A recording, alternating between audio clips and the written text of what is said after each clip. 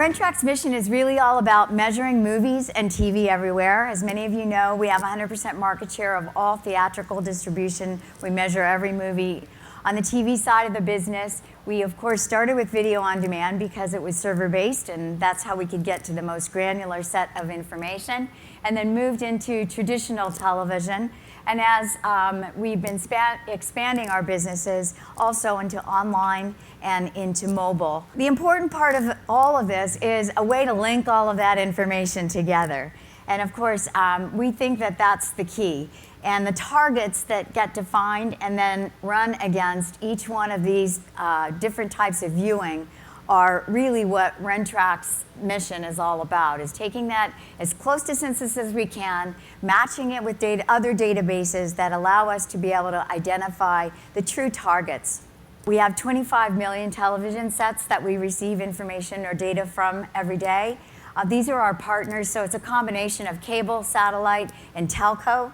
We collect all the information, we aggregate it together, and then we project for what we don't have. Here's just an example of the databases that we have been working with. We, on behalf of many of our partners, we were given the opportunity to be able to do a blind third-party match. These are some of the databases that we've matched to. And of course, Caroline will talk to you about more specific databases that we know you know more about your clients than we would ever know, and have a lot of information that, if matched to viewing habits, could produce some pretty amazing targeting information for you. Quick case study. I mentioned Obama in the front end, and the fact that they, I think, have put a lot of articles about the work that they did this year, or not this year, but last year in the election, to make sure that they were smart about the way they approached their campaigns. There were 70 core segments and targets in the Obama campaign that we used. And the result really was just the opportunity to really optimize their media spend.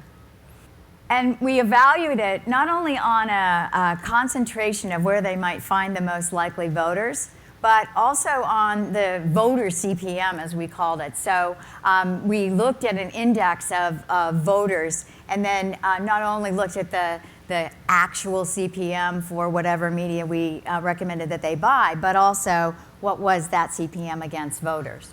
And it was very efficient. This is a quick example of just the type of information that the Obama campaign got back from us. This is just one market. Importantly, as you look at this, the important numbers to look at this chart are the networks that pop are some networks that you might not have thought that might pop. I mean, when TV Land ended up getting a pretty high rating on the Obama campaign was pretty surprised. And some of these networks are great, reasonable CPMs, but then when you index that against the likelihood of finding the viewers that you're looking for, it extends your reach. It gives you the great opportunity then to be able to maximize your CPM. And we really, again, looked at the voter CPM within that target, and it maximizes that even more. And really importantly, it doesn't mean that the campaign spent less money. What it really means is that they maximized the spend that they did and made sure that they were getting as much unduplicated reach as they possibly could. And according to the Obama folks, their campaign, by being more efficient, they had $60 million more to put back into the marketplace in different places that were more efficient for them. And overall, their campaign spending was 15% more efficient than they had ever had before.